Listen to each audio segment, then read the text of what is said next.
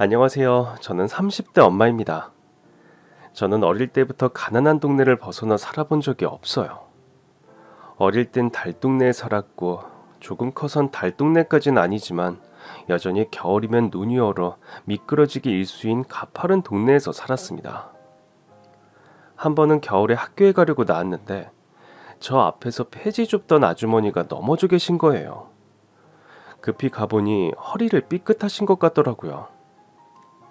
아이고, 내 허리야, 아유. 괜찮으세요? 학생, 나 좀 일으켜 줄 수 있어? 아직 등교까진 시간이 좀 있었습니다. 저는 아주머니를 일으켜드린 뒤 근처 약국에서 파스를 사다 드렸죠. 저희 엄마도 온종일 붕어빵 파느라 자주 부치시거든요. 이 파스가 효과가 진짜 좋대요. 아유, 고마워서 어째. 이거 얼마 주고 샀어, 학생? 내가 돈 줄게. 아니에요. 저 학교 늦어서 빨리 가야 돼요. 천천히 조심히 가세요. 그렇게 한 달쯤 흘렀을 때 반 친구가 절 부르더라고요. 야, 밖에 웬 남자애가 너 좀 불러달라는데?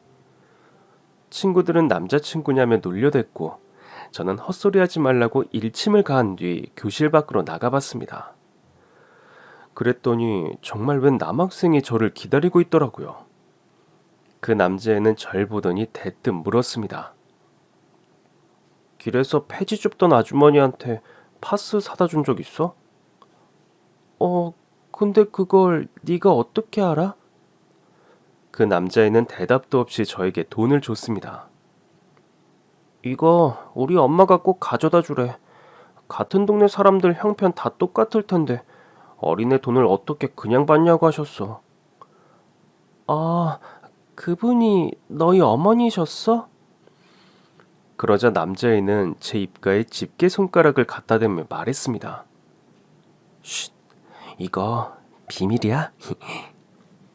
일단 알겠다곤 했는데 폐지 줍는 게 뭐 부끄러운 일도 아니고 비밀인 건 또 뭔가 싶더라고요. 저희 부모님도 엄마는 붕어빵 장사에 아빠는 공사판 막노동을 하며 열심히 사시는 분들이었거든요. 그렇게 한 번 마주친 탓인지 이후로는 그 남자애가 자주 보였어요. 집에서 나오다 마주치기도 하고 학교 가는 버스 안에서 마주치기도 했죠. 우리는 어색하게 서로의 눈을 피하거나 모르는 사람인 척 굴었습니다. 그러던 어느 날이었습니다. 밤늦게 집으로 가는데 뒤에서 술에 취한 아저씨가 절 부르는 겁니다. 전 너무 무서워서 돌아보지도 못하고 열심히 걸었죠. 근데 그 아저씨가 자꾸만 쫓아오는 것 같더라고요. 야, 너 내 말 안 들려? 너 말이야. 그래, 너 일로 와봐. 두려운 마음에 경보에 가까운 걸음으로 집으로 가던 그때였습니다. 아저씨, 술에 취하셨으면 곱게 집에 들어가세요. 아니, 이놈의 자식이. 너 지금 뭐라고 했어? 어? 이 머리에 피도 안 마른 녀석. 뭐? 어른한테 못하는 소리가 없어. 돌아보니 그 아저씨가 남자의 머리통을 세게 내리치는 겁니다. 그 순간 전 어디서 용기가 난 건지 그 아저씨에게 가서 삿대질하며 따졌어요. 아저씨도 머리에 피 안 마른 건 마찬가지 아니에요? 아저씨 대갈박 한번 내가 깨줘봐요. 피가 나나 안 나나. 그러면서 괜히 주변에 있는 돌덩이를 번쩍 들었더니 그 아저씨가 주랭랑을 치더라고요. 그런데 그 순간 손이 어찌나 떨리던지 후들거리는 손으로 돌멩이를 놓칠 뻔한 그때였습니다. 그 남자애가 냉큼 제 손에서 돌덩이를 받아 들더니 저 멀리 던져버리더라고요. 그날 이후 늦은 밤에 집에 갈 때마다 이상하게도 그 남자애가 자꾸 제 뒤에 있었습니다. 제가 슬쩍 돌아보면 괜히 딴 데를 보고 있다가 제가 걸으면 또 따라오더라고요. 왜 나 따라오는 거야? 제가 돌아보지도 않고 대뜸 그랬더니 남자애가 기어들어가는 목소리로 그러더라고요. 나도 가는 길이거든. 그러나 집에 들어간 뒤 돌아보니 남자애는 우리가 걸어온 길을 되돌아 나가고 있더라고요. 그게 시작이 되어서 20살이 됐을 때 우리는 사귀기 시작했습니다. 우리 둘 다 대학에 갈 형편은 안 됐어요. 그래도 서로 함께 행복한 미래를 꿈꾸기 시작했죠. 우리 돈 좀 모아서 김밥집이라도 차리자. 김밥집? 그럼 내가 좀 더 돈을 잘 버는 일을 해야겠다. 어떤 일 하게? 지금 다니는 직장 잘 다니면 되지. 음, 아버님 하시는 일 나 같이 하면 안 돼? 몸은 힘들어도 돈은 훨씬 많이 벌잖아. 뭐? 자기가 노가다를 하겠다고? 뭐 어때? 우리 미래를 위해서 젊은 몸 좀 쓰겠다는데. 아버님도 하시는데 젊은 내가 못할 것도 없지. 그렇게 저는 사무직으로 취업해 일을 시작했고 그는 저희 아빠를 따라서 노가다를 다니기 시작했어요. 그렇게 몇 년이 지났을 때 우리는 결혼을 결정했고 함께 운영할 김밥집도 시작했습니다. 저희는 김밥집 쪽방에서 신혼살림을 시작했어요. 이제 막 가기를 시작하던 때라 신혼집까지 따라오는 건 엄두가 안 나더라고요. 장사 초기에는 전 김밥집에 매진했고 남편은 노가다를 계속했습니다. 그러나 장사를 시작한 지 1년도 되지 않아 남편은 노가다를 그만둬야만 했습니다.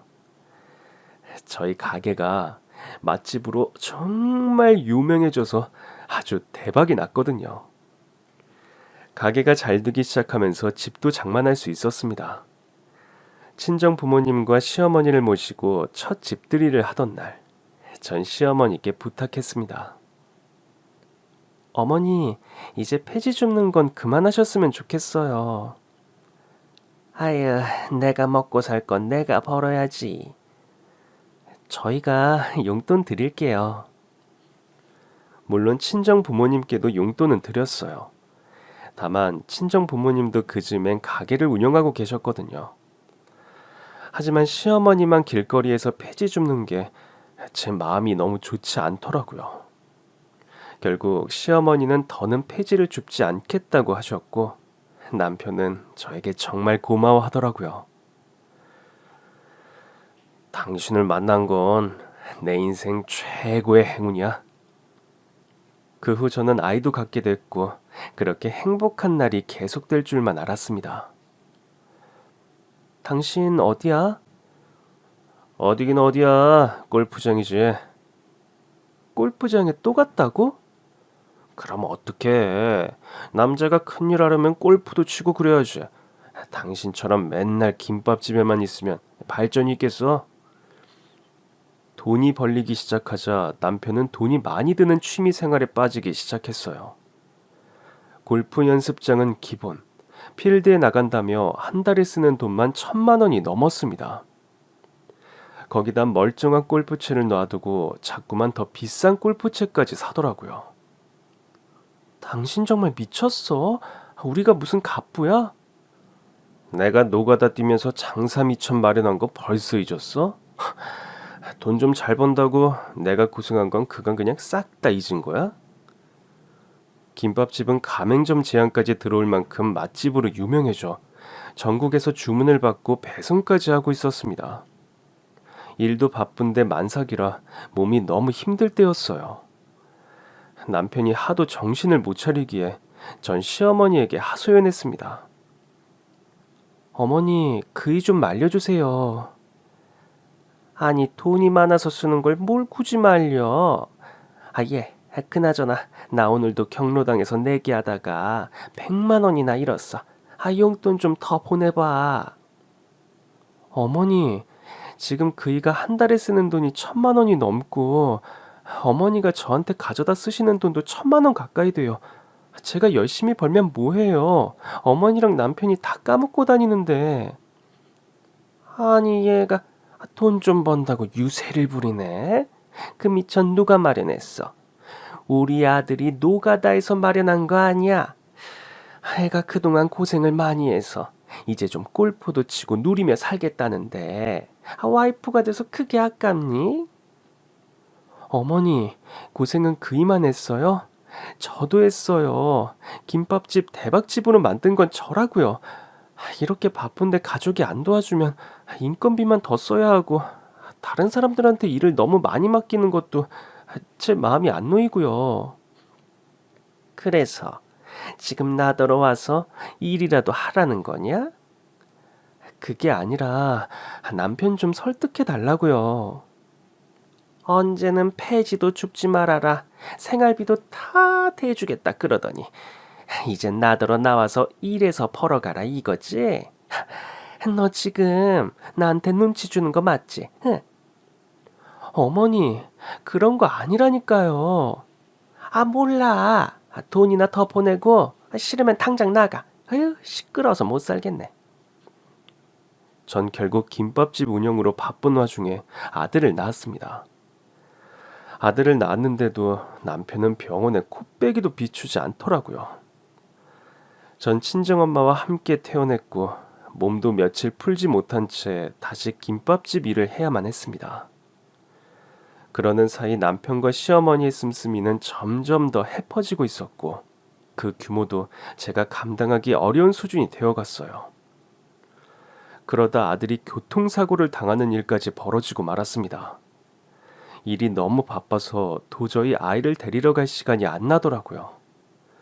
남편에게 전화했지만 역시나 받지 않았고 시어머니 역시 마찬가지였죠. 그즈음 친정 부모님께선 부부 동반으로 첫 여행을 떠나 있었습니다. 유치원에 연락하고 조금 늦었는데 놀이터에서 놀던 아이가 사라진 거예요. 제가 발견했을 땐 이미 아이가 차에 치인 상태였습니다. 아이는 생사의 기로에 놓였고 남편은 뒤늦게 병원으로 왔습니다. 그런데 그 꼴이 가관이더라고요. 어디서 신나게 놀다 온 건지 바지 지퍼도 제대로 올리지 않은 건 기본, 입술 옆엔 빨간 립스틱까지 묻히고 있더라고요. 어느 정도 예상은 했지만 눈으로 직접 보고 나니 와, 정말이지 기가 차더라고요. 우리 이혼해. 아이고, 이혼하자고 하면 내가 무서울 줄 알고? 무서울 게 없겠지. 가게며 집이며 다 당신 명의로 돼 있으니까. 거기다 딴 여자도 있고, 그치? 아유, 알면서 뭘 자꾸 물어. 제가 바보였습니다. 저는 착하디 착한 남편을 믿고 가게부터 집까지 모두 남편의 명의로 해줬었어요. 가게가 대박난 건 제 능력이었지만 가게에 미천을 대느라 고생한 남편이 주눅들지 않기를 바랬습니다. 그래서 명의라도 그 사람 앞으로 해준 거였는데 이혼하려고 보니 제 것이 하나도 없더라고요. 이혼 사유는 당신한테 있으니까 집은 내놔. 내가 왜? 당신 아들 생사를 오가고 있는데 내가 집도 없이 애를 어떻게 돌봐? 아님, 당신이 돌볼 거야? 남편은 이내 대답을 안 하더라고요. 그러더니 그날 밤 시어머니를 대동하고선 병원에 나타났습니다. 이혼하자고 했다며? 좋다. 지금 니들 사는 아파트는 너 주마. 마치 남편의 것을 선심 써서 준다는 듯 말하더라고요. 대신 애는 네가 키우던지 아니면 양육권을 넘기든지 확실히 해. 어머니 아들 바람 피웠어요. 근데 제가 뭘 믿고 양육권을 넘겨요? 그러니까 확실히 하라고. 그럼 네 아들 데리고 나가든가. 대신 그렇게 하면 양육비는 없다. 키울 거면 네가 알아서 키우던지 자신 없으면 애 놓고 가. 전 결국 아들을 데리고 나가야겠다고 했습니다. 물론 살던 집은 제 것이 됐고요. 이혼 서류를 제출하고 나오는데 전 남편이 그러더군요. 애 생각해서 집은 양보한 거야. 그러니 가게엔 얼씬도 할 생각 마. 그렇게 전 그 나쁜 자식과 헤어졌습니다. 그 후 아들은 기적적으로 살아났지만 후유증으로 다리를 절게 되었습니다. 하지만 저에겐 불행히도 아들의 재활 비용이 없었어요. 눈물을 흘리며 통장 정리를 하는데 제 통장엔 보험회사에서 입금한 10억이 들어있었습니다. 놀라서 보험회사에 전화하니 직원이 그러더라고요. 아, 그거 김명수님 사망보험금입니다. 김명수는 저랑 제 아들을 버린 전 남편의 이름이었습니다. 직원의 안내 말을 듣는 순간 전 저도 모르게 깔깔깔 웃고 말았죠. 시간을 잠시 과거로 돌아가서 이혼 후 사실 전 매일 피가 마르는 심정이었어요. 아이의 병원비는 나날이 쌓여가는데 수중에 있는 돈은 제가 그간 조금씩 빼놓은 비상금이 전부였습니다. 그렇다고 살던 아파트를 팔거나 전세를 주자니 아이가 퇴원한 후에 갈 곳이 마땅치 않더라고요. 그래도 살던 집에서 계속 사는 게 아이에게도 좋지 않을까 싶은 마음도 있었고요. 친정엄마는 분통이 터진다며 답답해했습니다. 아니 그 김밥집을 왜 김서방을 줘? 그건 네가 레시피 개발해서 성공시킨 거잖아. 좀 있으면 가맹점 사업도 하려고 했었다며. 그럼 어떡해. 그 사업도 다 남편 이름으로 했던 건데 이제 와서 달라고 한다고 주겠어? 그나마 그걸 포기했으니까 집이라도 내놓은 거야. 그럼 이제 어떻게 하려고? 애 병원비는 또 어쩌고? 엄마한테 달라고 안 할 테니까 그만 좀 해. 지금 누구보다 힘든 건 나라고. 아휴, 그냥 좀 참지. 바람 좀 피운 걸 가지고 뭘 그렇게 대뜸 이혼부터 하고 그래. 사업자도 네 앞으로 좀 돌리고, 어? 이혼을 하더라도 준비를 철저히 한 다음에 했어야지. 사람이 왜 이렇게 약지를 못해? 친정엄마의 말이 틀린 게 없다는 건 저도 알고 있었습니다. 그러나 믿었던 남편의 배신과 아이의 사고 앞에서 전 완전히 정신이 무너져 있었어요. 견딜 수 없는 것 하나라도 끊어내지 않으면 숨이 쉬어지지 않을 것 같았습니다. 엄마, 나 정말 너무 힘들어. 이만 끊을게. 전화를 끊은 뒤 친정엄마가 수중에 있는 돈을 다 털어서 저에게 보냈더라고요. 내가 돈이라도 많았으면 이렇게 속상하고 억울하진 않지. 일단 보낸 돈 쓰고 있어봐. 어떻게든 내가 더 마련해 볼게. 밥 잘 챙겨 먹고, 그리고 엄마가 돼서 네 심정도 헤아리지 못하고 막말해서 내가 정말 미안하다. 친정엄마가 보내준 돈도 어느새 금방 다 떨어지고 아이로 인해 일을 나갈 형편도 안 되는 갑갑한 상황이 이어졌습니다. 저는 고민 끝에 제가 운영하고 일궈온 김밥집으로 향했습니다. 이제라도 김밥집 가맹점이라도 하나 내달라고 할까 싶더라고요. 그래도 자기 아들인데 아들 생각해서라도 내주겠지 하는 기대심도 내심 있었습니다. 가게로 문을 열고 들어갔을 때 웬 낯선 여자가 있더라고요. 여기 사장님 어디 가셨나요? 내가 사장인데요. 네? 그럴 리가 없는데. 혹시 우리 자기 전처예요? 전 그제야 그년이 남편의 상간녀라는 것을 깨달았습니다. 얼핏 봐선 남편보다 나이가 좀 많아 보이는 여자였어요. 그래요. 제가 전처예요. 아유, 꽃잎은 꼬라지 좀 봐. 이러고 다니니까 남편이 바람을 피우죠. 뭐, 뭐라고요? 나같이 포근한 여자가 좋다던데? 자기 와이프는 너무 뻣뻣하다고. 상간녀 주제에 그게 나한테 할 소린가 싶다가도 유부남이랑 바람 피우는 년이 무슨 소린들 못할까 싶더라고요. 이 인간은 어디 갔어요? 그건 왜요? 상간녀가 갑자기 절 경계하더라고요. 도대체 가게를 이렇게 만들어 놓고 어딜 갔나 싶어서요. 진짜 그쪽이 사장이에요? 나 사장 맞는데? 이 가게 자기가 나한테 줬거든요. 전처인 저한테도 안 준 가게를 상간녀에게 줬더니 어이가 없더라고요. 사장이라면서 지금 이상한 거 모르겠어요? 뭐가 이상한데요? 손님이 한 명도 없는 게 말이 돼요? 이 시간에? 아이, 뭔 소리야. 원래 없었거든요. 없긴 뭐가 없어요. 이 시간엔 손님이 너무 많아서 탈이었는데. 상간녀는 당황한 눈치였습니다. 그리고 같이 일하던 분들은 다 어떻게 했어요? 잘났어요. 이렇게 한가한데 직원들 월급만 축 낼 수는 없잖아요. 장사했던 사람이 그 정도 계산도 안 서나? 저와 함께 밤낮 없이 일해준 고마운 직원들이었습니다. 그런데 하루아침에 잘렸다니 제 마음이 너무 아프더라고요. 가게를 잘 돌아가게 해서 월급을 줄 생각을 해야지. 그분들을 잘랐으니 가게가 이렇게 됐겠죠.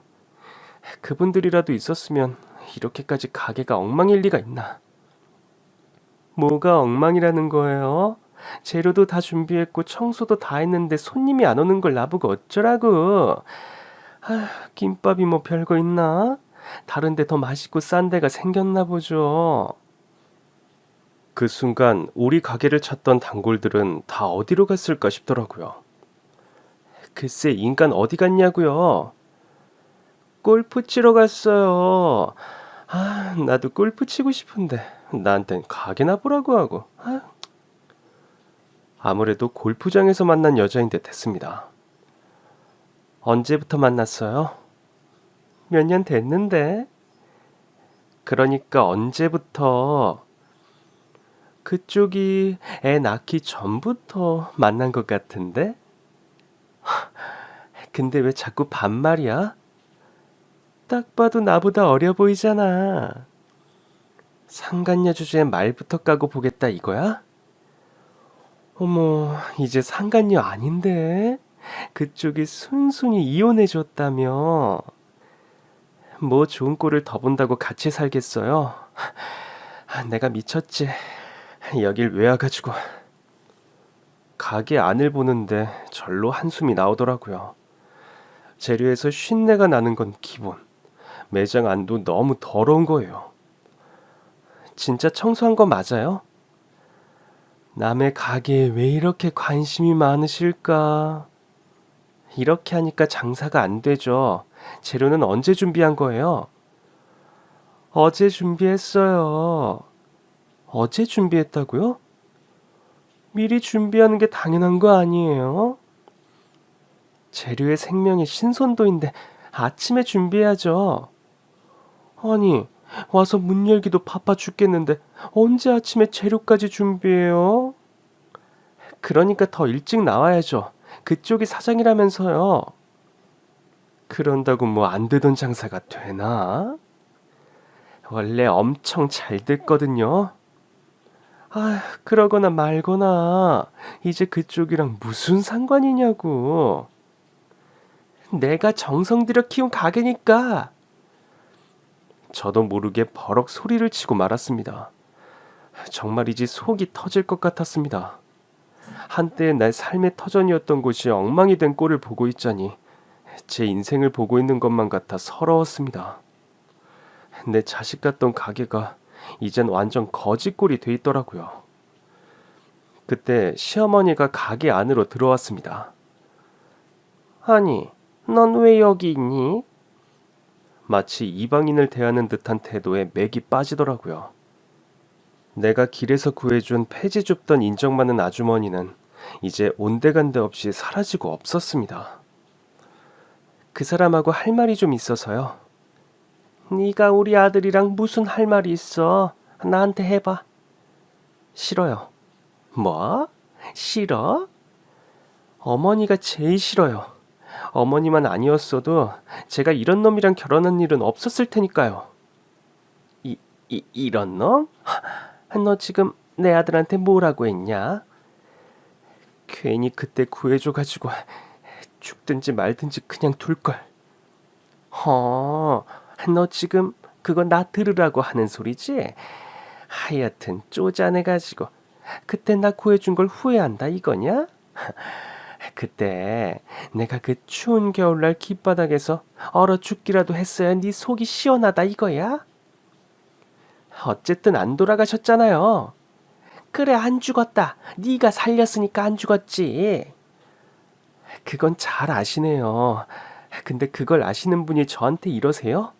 그럼 뭐 어떡하라고. 아파트 줬잖아. 그럼 됐지. 뭘 더 달라고 와서 쿠걸이야? 궁상스럽게. 지금 구걸이라고 하셨어요? 그래, 보나마나 뻔하지. 너 애 병원비가 부족해서 온 거지? 근데 여길 봐라. 장사도 안 돼, 수입도 없어. 우리야말로 너한테 아파트 주고 거지 됐다. 그동안 번 돈 있는데 무슨 거지예요? 그거 애 저녁에 다 썼어. 네? 어떻게 그 돈을 벌써 다 써요? 우리 집 구하느라 보증금으로 다 썼어요. 정말 이제 한숨이 나오더라고요. 도대체 무슨 대단한 집을 구했길래 그 돈을 다 썼나 싶었어요. 그렇게 잘 되던 가게를 이렇게 말아먹는 사람들이 어딨어요? 그럼 네가 사가든가. 우리도 아주 골치 아파 죽겠어. 가맹점은요? 계약 제한 왔었잖아요. 이 꼴을 보고 누가 계약을 하겠니? 아휴. 결국 가맹점 자리라도 하나 얻어볼까 했던 제 계획은 무산됐습니다. 시어머니의 말대로 저 구걸하러 갔어요.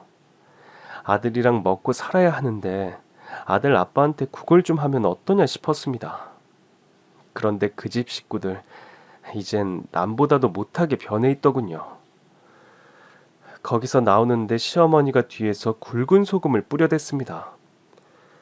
가뜩이나 장사도 안 되는데 채수가 없어서 원. 다시는 기웃거리지 마. 전 머리카락 사이사이에 촘촘히 박힌 굵은 소금을 털어내며 병원으로 돌아왔습니다. 그런데 골프장에 갔다던 전 남편이 병원에서 나오더라고요. 저와 딱 마주친 전 남편은 당황한 듯 주절거렸습니다.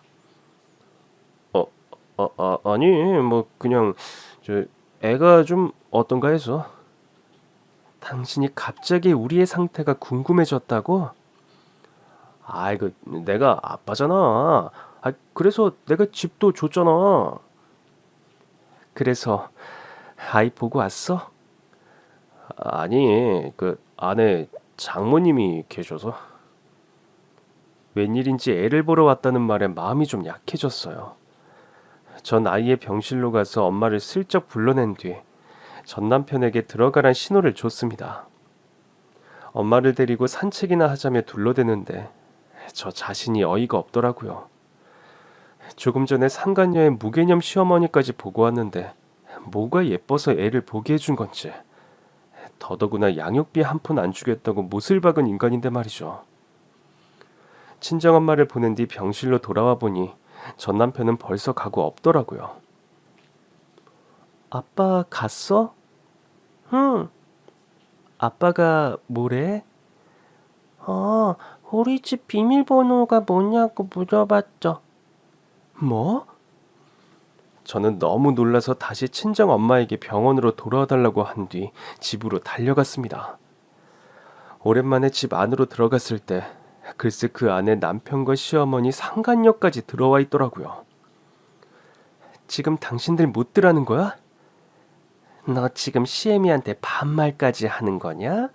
이혼해서 남이라 이거지? 왜? 아주 야라고 하지 그러니? 어머니가 어떻게 제 시어머니예요? 말 돌리지 마시고 다들 무슨 작당을 하고 우리 집에 들어온 거냐고요? 시끄럽게 흥분 좀 하지 마. 뭐 좀 찾으러 왔어. 당신 짐 다 가져갔잖아. 무슨 말도 안 되는 소리를 하는 거야? 제가 계속 따져 물으니까 남편과 시어머니가 눈빛을 주고받더라고요. 그냥 솔직하게 말해. 아니 내가 당신 앞으로 통장 하나 만들어 놓은 게 있는데 그게 당신 인감으로 돼 있더라고. 무슨 통장? 아니 예전에 내가 당신한테 서프라이즈 해주려고 돈을 좀 넣고 있었는데 이혼한 사이에 그걸 주기도 뭐하잖아. 근데 너무 오래 통장을 안 써서 비밀번호를 잊어버렸어. 그래서 비밀번호 바꾸고 인출도 하려면 당신 주민등록증이랑 인감이 있어야 한다고 그래서 그게 가져가도 넌 돈 못 빼. 아니, 왜? 잊었어? 우리 이미 이혼 서류에 도장 찍은 거. 이제 당신 나랑 완전 타인이야. 도대체 타인 명의의 통장에서 어떻게 돈을 빼겠다는 거야? 그럼 어떻게 해야 하는데? 뭘 어떻게 해요? 제가 직접 가야 뽑을 수 있는 거지. 그럼 네가 같이 가주면 되겠네. 남의 집에 주거 침입을 해놓고도 뭐가 잘못된 건지 전혀 모르고 본인들 원하는 것만 말하더라고요. 통장 내놔봐. 아, 왜? 아직도 이해를 못했어? 어차피 내가 안 가면 못 뽑는다니까? 그제야 전 남편은 저에게 슬그머니 통장을 내밀더라고요. 통장 안엔 500만 원의 잔고가 있었습니다. 어머, 그 돈 이제 내 거예요. 우리 자기가 내 생일 선물로 준다고 한 거니까 눈독 들이지 말아요. 저 몰래 제 통장까지 만든 게 어이가 없어서 보고 있었을 뿐인데 상간녀는 저에게 경고까지 하더라고요. 네, 솔직히 혹했어요. 우리의 치료비도 부족한 마당에 제 명의로 몰래 통장 만든 걸 빌미 삼아 그냥 뺏어버릴까도 했습니다.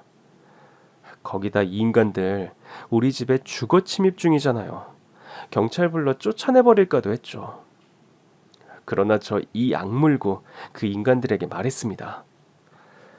일단 셋 다 내 집에서 나가요. 그럼 그 통장은 일단 나가라고. 어머, 그 돈 전부 가지려고 그러는 거죠. 당장 나가, 경찰 부르기 전에. 세 사람이 앞장서 집을 나간 뒤 전 현관 비밀번호를 바꿨습니다. 그리고 그들을 따라 나섰어요. 그리고 매너 있게 은행으로 가서 그 돈을 찾을 수 있게 도와주었습니다. 자, 여기. 전 남편에게 500만 원을 건넸더니 아주 입에 귀에 걸려선 상간녀에게 덥석 그 돈을 주더라고요. 자, 나 그럼 자기한테 선물 준 거다. 어머, 우리 자기 최고. 그때 상간녀의 휴대폰으로 전화가 오더라고요. 여보. 나 지금 일하는 중이지. 저는 귀를 의심했습니다. 그래? 그럼 내가 데리러 가야지. 걱정 마. 내가 학교로 갈게. 전화를 끄는 상간녀는 너무나 당당하게 전 남편과 전 시어머니에게 그러더군요. 오늘 남편이 애들 픽업을 못 간다고 해서 제가 가봐야 할 것 같아요. 그래. 갔다 와. 자기 사랑해. 어머니도 사랑해요. I love you. 상간녀는 온갖 아양을 떨곤 황급히 자리를 떠났습니다. 전 어이가 없었어요. 뭐? 여보? 제가 묻자 전 남편은 저랑 눈도 못 마주친 채 그러더라고요. 아직 호적 정리를 못해서 그래. 애 때문에. 곧 이혼할 거야. 알고 보니 남편의 상간녀도 유부녀였던 겁니다.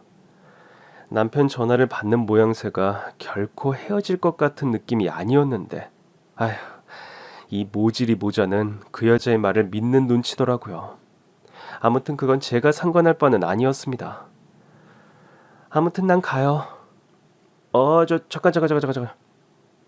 제가 그냥 가려고 하니까 전 남편이 저를 붙들더라고요. 통장은 주고 가야지. 통장을 왜 줘? 아니, 그 통장 내가 그런데 전 남편이 말을 하다 말더라고요. 네가 뭐? 이거 내 통장이거든? 이 통장을 당신을 왜 줘? 대포 통장으로 쓰면 나만 곤란해지는데. 그러니까 내 통장이니까 내가 가져갈 거야. 아유, 아이 뭐 그래. 제대로 가져가라고 해. 우리야 뭐 계좌 바꿔놓으면 되지. 도대체 전 남편과 시어머니가 무슨 소리를 하는 건지 모르겠더라고요. 어차피 바꾼 통장 비밀번호는 저만 알고 있었습니다. 저는 참 별일이 다 있다 생각하며 아이가 있는 병원으로 돌아갔죠. 그렇게 병원으로 돌아와 잠든 아이를 보는데 그래도 내 아이가 이렇게 살아있다는 게 위로가 되었습니다. 아가, 얼른 일어나자. 네가 일어나주기만 하면 엄만 길거리에서 김밥을 말아서라도 다시 일어설 수 있어.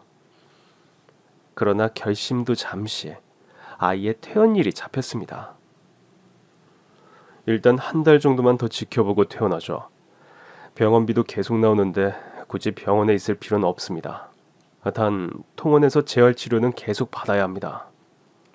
네, 자주 와야 하는 거죠? 일주일에 4번은 필수예요. 아이니까 열심히만 하면 다리 저는 건 많이 좋아질 겁니다. 아이는 여전히 다리를 절고 있었어요. 아들의 다리를 낫게 하기 위해선 재활치료가 필수였습니다. 마침 병원에 친정엄마가 왔기에 의논을 했어요. 엄마, 아무래도 나 그 집 팔아야 할 것 같아. 그 집을 팔면 어떻게 해? 그 집이 네가 이악 물고 살아온 시간인데. 보니까 김밥집 다 망했더라. 엄마도 가봤어? 지나가는데 보이더라고. 손님이 하나도 없어. 파리만 날리고. 아휴, 근데 너도 이미 알고 있었어? 최근에 한번 찾아갔었어. 가맹점이라도 내볼까 해서. 아휴, 속도 좋아. 그 때려주고 싶은 면상을 다시 보고 싶든. 그래도 어떡해. 난 엄마잖아. 우리 애 먹여 살리려면 뭔들 못하겠어. 근데 꼴을 보아하니 가맹점 제한도 물 건너갔을 것 같고 다른 방법을 찾아야 할 것 같긴 한데 내가 가진 건 이제 그 집밖에 없잖아. 아직 우리 아들 어리니까 원룸으로 집 옮기고 그 돈으로 재활도 받고 가게도 다시 차릴까 봐. 애가 다리도 저런데 좁은 집에서 괜찮겠어? 그래도 방법이 없으니까 그렇게라도 해야지. 몇 주 뒤 저는 제가 가진 모든 통장을 들고 은행으로 갔습니다. 집도 처분할 생각으로 부동산에 내놓은 상태였어요. 하나씩 모두 정리해 잔고를 확인하고 마지막으로 전 남편이 몰래 갖고 있었던 제 명의의 통장도 그냥 정리해봤습니다. 보나마나 영원인 건 알고 있었지만 갖고 온 김에 해본 거였죠. 그러나 통장을 꺼낸 순간 저는 화들짝 놀라고 말았습니다. 아니, 이게 뭐야? 제 통장 잔고가 10억이 넘는 거예요. 입금된 내역을 보니 보험회사에서 넣은 것이더라고요. 아무래도 전 남편이 보험금 수령 계좌를 제 것으로 해둔 건가 싶었습니다. 그래서 전 남편에게 전화를 걸었는데 휴대폰이 꺼져 있더라고요. 어떻게 할까 하다가 보험회사로 전화를 걸어봤습니다. 제 통장에 보험금이 입금된 것 같은데 전 남편이 제 명의 통장을 보험금 수령 계좌로 해둔 것 같아서요. 근데 그 사람이랑 연락이 안 돼서 그러는데 확인 좀 부탁드리겠습니다. 물론 전 시어머니에게 연락하는 방법도 있었지만 어쩐지 하고 싶지 않더라고요. 보험회사 직원은 이것저것 묻더니 확인 후 다시 연락을 주겠다고 했습니다. 전화를 끊고 다시 통장 잔고를 보는데 손이 다 떨리더라고요. 도대체 얼마짜리 보험을 들었기에 이렇게 많은 보험금이 들어온 건가 싶고 혹시 어디가 아파서 진단을 받은 건가 싶기도 하더라고요. 통장 잔고에 찍힌 10억이 그림의 떡 같았습니다. 이 돈이면 우리 아들 재활치료비는 물론이고 제가 다시 가게를 차리고도 남을 돈이었으니까요. 그래도 그 인간 돈은 한 푼도 쓰고 싶지 않았습니다. 그리고 잠시 후 다시 보험회사에서 전화가 왔습니다. 고객님, 확인해보니 김명수님 사망보험금입니다. 예? 그게 무슨 소리예요? 김명수 씨가 왜... 교통사고로 김명수님이 돌아가셨습니다. 그래서 상속권자인 아드님 앞으로 사망보험금이 입금된 건데 계좌가 고객님 계좌로 돼 있었어요. 저는 이게 다 무슨 소린가 싶었습니다. 그러니까 진짜로 김명수 씨가 죽었다고요? 네, 혹시 전혀 못 들으셨나요? 불과 몇 주 전에 본 전 남편이 세상을 떠났다는 얘기였습니다. 그러니까 그 사람은 죽었고 이 돈은 저희 아이한테 상속됐다는 거죠? 네, 맞습니다. 저도 버리고 아픈 아들까지 버린 전 남편 김명수의 사망 보험금이라니 정말이지 믿기지가 않아서 김밥집으로 달려갔어요. 가게 문에는 가족 휴가로 쉽니다라는 문구가 붙어 있었습니다. 전 급히 시어머니에게 전화를 걸었어요. 근데 시어머니도 전화를 받지 않더라고요.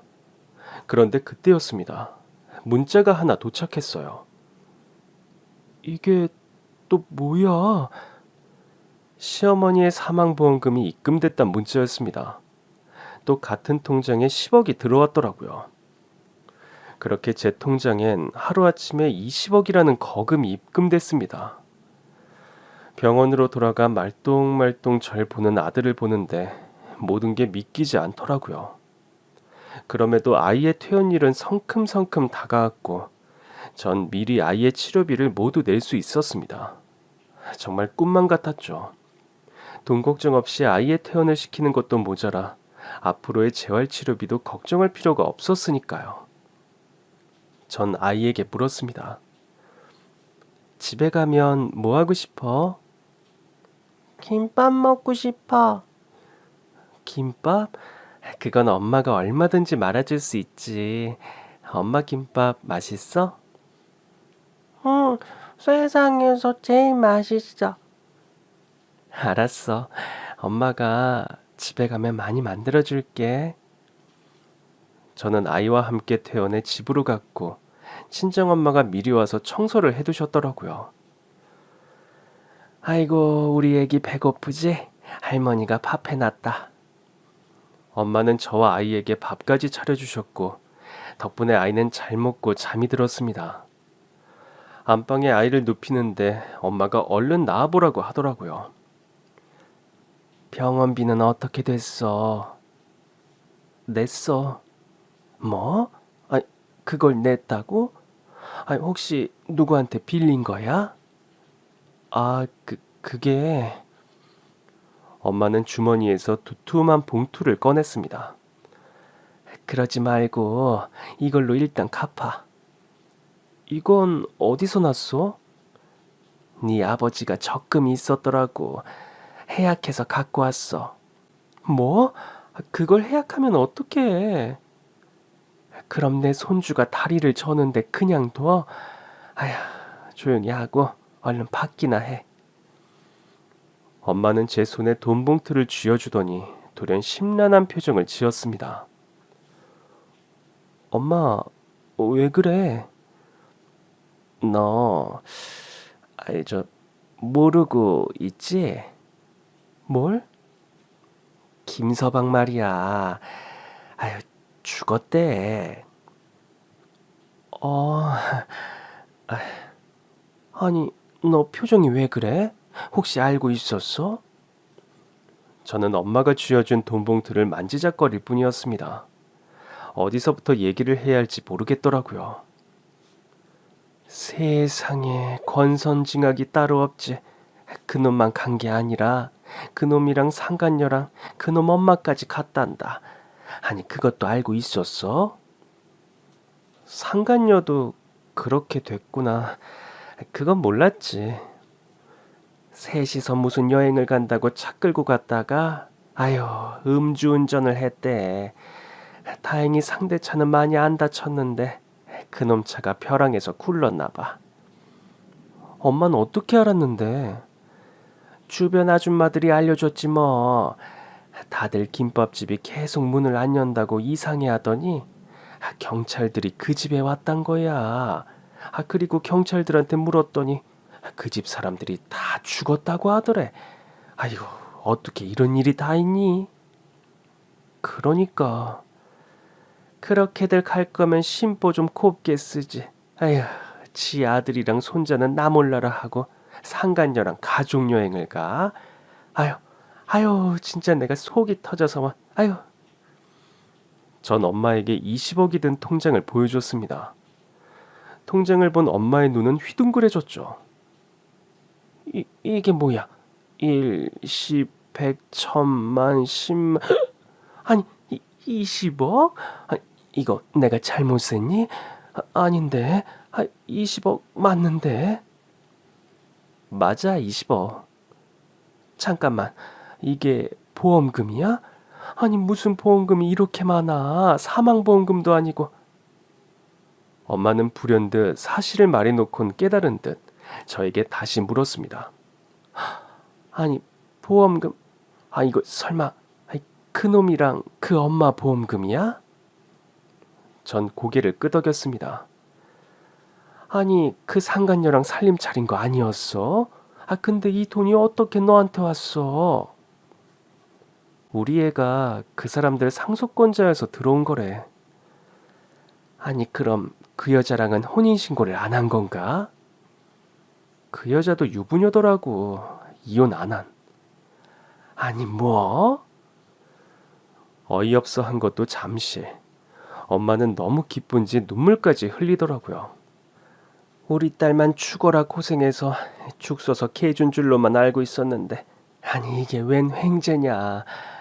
사람이 죽었는데 이런 소리 하면 안 되지만, 그 인간들 오죽 네 속을 썩였냐.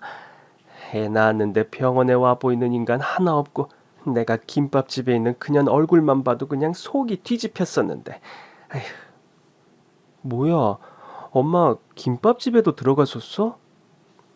그 상간녀만 있길래 손님인 척하고 들어갔었지. 아휴, 그런데 김밥이 더럽게 맛이 없어. 그러니까 장사가 안 되지. 그럴만해 보이더라고. 어쩜 그러나 몰라. 그 여잔 그렇다 쳐도 그 인간은 나랑 같이 장사도 했던 사람이 어떻게 가게를 그 모양을 만들어 놨더라고. 허튼 데 마음이 가 있으니 성실하게 살 수가 있었겠어. 그러니까 엄마랑 전 지난날의 이야기를 하다가 결국 눈물을 흘리며 깔깔깔 웃었습니다. 어떻게 이런 일이 다 있냐고, 어떻게 그 쪼잔하던 인간들이 우리에게 20억을 남기냐면서요. 다음날 전 친정 부모님의 적금을 다시 들어드렸습니다. 그리고 아이를 데리고 재활치료를 다니며 한동안 일을 쉴 수 있었어요. 그러던 어느 날이었습니다. 이제 다시 김밥집을 시작해볼까 하던 차에 남편과 상간녀 시어머니가 살았던 집주인이 어떻게 알았는지 저에게 연락을 해왔어요. 이 집 살던 아주머니 며느리 맞죠? 아니에요. 저 이혼한 사이입니다. 아유, 그건 저도 알죠. 저도 물어서 연락한 겁니다. 사람 죽은 집이라고 소문나서 골치 아파 죽겠는데, 아휴, 여기 짐들은 다 어떡하냐고요. 저기 죄송하지만 그걸 왜 저한테 그러세요? 그럼 제가 상간녀랑 전 남편이 같이 살던 집에 짐까지 치워야 해요? 그래도 둘 사이에 아들이 있다던데 아빠 물건 중에 아들한테 줄 만한 게 있을 수도 있잖아요. 정말이지 내키지 않았지만 혹시 몰라 들르기로 했어요. 집에 가보니 아주 개판이더라고요. 맨날 배달 음식만 시켜 먹은 건지 제때 안 치운 일회용 식기엔 구더기며 곰팡이가 피어 있었습니다. 잠시 후 저에게 전화했던 집주인이 왔습니다. 어머, 오셨네요. 보시고 다 버려야 하는 거면 말씀해 주세요. 그리고 보증금은 어떻게 할까요? 보증금이요? 여기 월세예요? 네, 자기들이 집 살 돈은 있는데 세금 내기 싫다면서 월세로 사는 거라고 하던데. 아, 그건 아주머니께서 알아서 하세요. 이거 다 버리는 것도 돈일 텐데 거기 보태시면 되겠네요. 어휴, 그 많은 돈을요? 보증금 금액이 꽤 돼요. 네? 얼마인데요? 이거 아들한테 주면 되겠네. 보증금 3억이에요. 저는 깜짝 놀라 집주인을 받고 집주인이 윙크를 하더라고요. 바람나서 헤어졌다며. 그래서 이거라도 챙기라고 연락했어요. 사실 나 그 집 김밥 진짜 좋아했거든. 저희 가게에 온 적이 있으세요? 바빠서 내가 직접 사러 간 적은 거의 없고 애들한테 자주 사다 달라고 했었어요. 그래도 얼굴은 알지. 오며 가며 봤으니까. 아, 그러셨구나. 근데 김밥집은 다시 안 해요? 이제 이 친상들도 없는데 다시 하면 딱 좋겠구만. 안 그래도 준비하고 있어요. 정말? 가게 열면 나한테 문자 하나만 줘요. 네, 꼭 연락드릴게요. 신경 써주셔서 정말 감사합니다. 참 희한했습니다. 그럼에도 한때는 가족이었으니까 짐이나 정리해줄까 했던 건데 귀찮은 연락인 줄만 알고 간 곳에서 전 또 그들이 두고 간 돈 3억을 얻었습니다. 1년 뒤 아이의 다리는 완전히 정상으로 돌아왔어요. 덕분에 유치원에서 신나게 뛰어놀고 있는 아이의 모습을 볼 수 있었죠. 그리고 전 드디어 김밥집을 다시 열었습니다. 제가 가게를 다시 연 곳은 전에 제가 가게를 시작했던 바로 그곳이었습니다. 아이의 치료에 힘쓰던 어느 날, 부동산에 들렸다가 그 가게가 있는 건물이 아예 매물로 나왔다는 소식을 들었어요. 거기 있던 사람들이 사고로 한 번에 가는 바람에 이 건물값이 뚝 떨어졌어요. 가게도 1년이 다 되도록 안 나가고 사장님이 거기서 다시 김밥을 판다고 하면 괜찮을 것 같기도 하고 아무튼 헐값에 살 절호의 기회긴 해요. 저는 고민 끝에 그 건물을 매입했습니다. 그 건물에 제가 다시 김밥집을 한다고 하자 사람들이 관심을 두더라고요. 김밥집을 다시 개업하던 날, 저희 친정 부모님은 물론 단골들이 거짓말처럼 몰려왔습니다. 그 중엔 제가 3억을 찾을 수 있게 도와준 집주인 아주머니도 있었어요. 이제부턴 내가 직접 와서 맨날 사 먹을게. 감사합니다. 진짜 자주 와주셔야 해요. 아유, 걱정 마. 내가 이 동네 여자들 다 데리고 온다. 단골들도 제가 돌아오자 어찌나 기뻐해 주던지 비로소 제 삶을 다시 찾은 기분이 들었습니다. 그날 밤 아이를 재운 뒤 전 홀로 울었어요. 슬퍼서가 아니라 기뻐서 울었습니다. 비로소 다시 제 가게를 일구고 가꿀 기회가 온 거잖아요. 김밥집은 다시 맛집으로 유명해졌고 다시 가맹점 제안도 받았습니다. 가맹점 제안서를 놓고 고민하고 있는데 웬 신사분이 가게로 들어오셨습니다. 어서 오세요. 지금 재료가 다 소진돼서 브레이크 타임인데 어쩌죠? 안녕하세요. 저는 이 사람 남편입니다. 그 신사분은 저에게 남편의 상간녀였던 여자의 사진을 보여주었습니다. 어머, 놀라셨죠? 죄송합니다. 제가 무리인 줄 알면서도 찾아왔어요. 아니요, 무리랄 것까지야. 남편분께서도 피해자시잖아요. 그 사람 떠나고서야 알았습니다. 같이 차에 타고 있었던 사람이 상간남이었던 걸. 많이 힘드셨죠? 아니요, 이젠 괜찮습니다. 사실 다른 게 아니라 아이가 있으시다고 들었는데.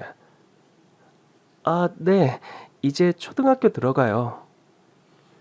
사실 전처 휴대폰으로 남편분과 전처가 주고받은 메시지를 최근에서야 봤어요. 아이가 아프다는 걸 봐서 그래서 와봤습니다. 제 형이 의사거든요. 어머, 그러셨구나. 근데 저희 아이 전부 다 치료됐어요. 그랬군요. 그거 정말 다행입니다. 절 보는 게 편하지 않으실 수도 있는데 이렇게 신경 써주셔서 정말 감사해요. 저 보는 게 혹시 불편하신가요? 아니요, 아니요. 전혀 아니에요. 저도 그렇습니다. 도움이 될까 해서 왔는데 제가 한 발 늦었네요. 그나저나 어떡하죠? 제가 김밥을 대접하고 싶은데 재료가 아직 안 왔어요. 그럼 다음에 제 아이랑 같이 와도 될까요? 그럼요. 언제든지 오세요. 다시 김밥집을 열자 제게 기적 같은 순간들이 찾아오고 있습니다. 다시 만난 사람들, 새로 만난 사람들이 하루에도 수십 명씩 제 일상을 오고 갑니다. 덕분에 이전의 아픔은 마치 먼 옛날의 일처럼 아득해졌어요. 요즘 저의 낙은 곧 초등학교에 들어갈 아이가 저에게 책을 읽어주는 순간입니다. 힘든 하루를 마치고 집으로 가면 아이는 마치 어른처럼 제 머리맡에서 양반다리를 하고 앉아서 자기가 가장 좋아하는 책을 읽어주곤 해요. 전 양반다리도 아무렇지 않게 하는 건강한 아들의 다리를 볼 때마다 울컥 눈물이 나곤 합니다. 그 힘든 시절이 다 지나갔다는 게 비로소 실감이 나서요. 앞으로 저와 제 아들의 삶엔 어떤 인연이 찾아오고 또 어떤 행복이 찾아올까요? 하루하루가 새로운 희망으로 피어나는 요즘입니다. 그럼 지금까지 제 긴 사연 들어주셔서 정말 감사합니다. 오늘도 행복한 하루 되세요.